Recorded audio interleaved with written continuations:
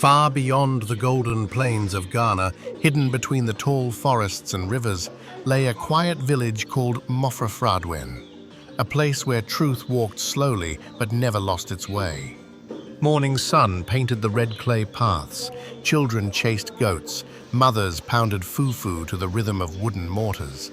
Laughter, music, and the scent of palm soup filled the air. Life in Mmofrafradwene was simple, but full of heart. In one small courtyard lived Kofi Owusu, his gentle wife Akua Serwa, and their playful daughter Afia. They were not rich, but their home was full of love, and Akua's food could make even the saddest man smile again. Kofi worked hard under the sun, his strong hands shaping the earth. He looked over his small yam barn with pride. "Hard work never lies," he said, wiping sweat from his brow. Akua smiled quietly. She knew pride could be both a friend and a danger. That night, the drums of Mmofrafradwene echoed through the forest. Villagers danced beneath the moonlight. Kofi met a traveler from the northern lands, a man cloaked in mystery, carrying strange wares. Among them, a black clay cooking pot, smooth as river stones and heavy with secrets. Kofi brought the pot home proudly. "Akua, this pot never burns food and never runs dry," he said. Akua washed it smiling and placed it on the kitchen shelf where the firelight kissed its black surface. That evening, the family shared a joyful meal. Akua stirred the soup. Steam rose and wrapped around their laughter. Even the fire seemed to hum in contentment. But that night, as the moon climbed the sky, the pot began to whisper. When the house was quiet, Akua heard a soft hum. A voice came from the pot, gentle but strange. "Akua, your husband's pride will bring trouble soon." Akua froze. Her heart raced. The fire flickered blue for a moment, and silence returned. The next morning, the market buzzed with trade. Kofi sold his yams, smiling with neighbors. But nearby, Abina Mensima, the chief's niece, moved quietly by the tax storehouse, eyes sharp, hands trembling. A small cloth bag disappeared under her wrapper. By sunset, the village guard arrived. He pointed his spear at Kofi. "The chief's coins are gone. You were seen near the store." Kofi's face turned pale. "I took nothing," he cried. But whispers began to spread like wildfire. Maybe he did. Maybe Akua helped him. Maybe their silence hides something. Under the mango tree, Auntie Mensa and the women gossiped. A quiet wife and a proud husband? Trouble. Afia hid behind a hut, tears rolling down her cheeks. She didn't understand how quickly love could turn to shame.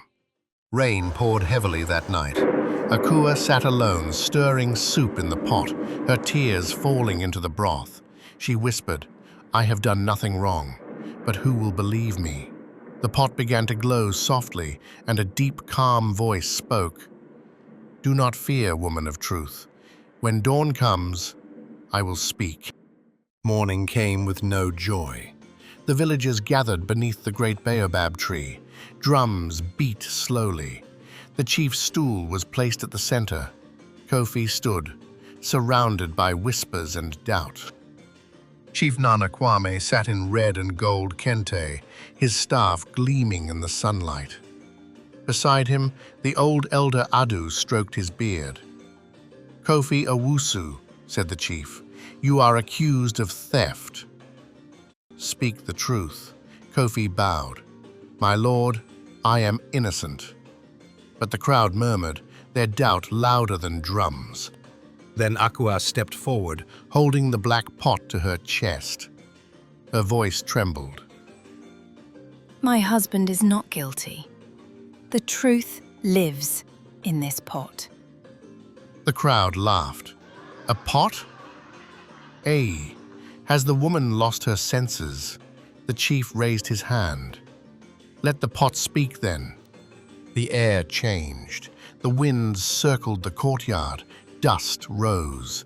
The pot began to tremble. its adinkra patterns glowing red and gold. Then a voice thundered from within. The thief hides in the chief's own house. One who wears the beads of royalty hides guilt in her cloth. All eyes turned.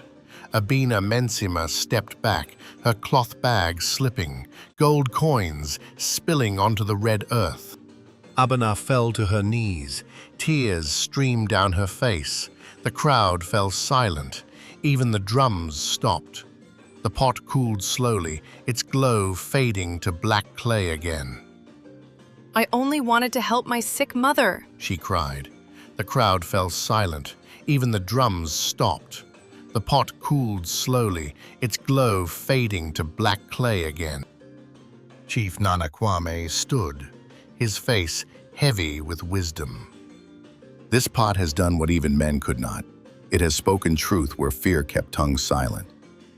He turned to Abina. You will work to repay what was taken and learn that truth heals faster than gold. Kofi took Akua's hand.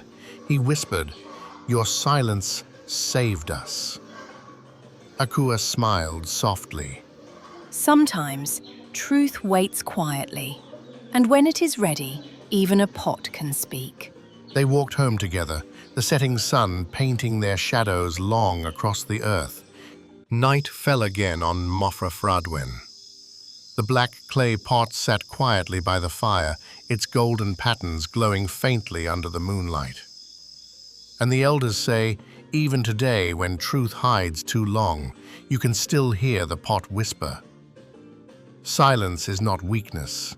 It is wisdom waiting for the right moment to speak.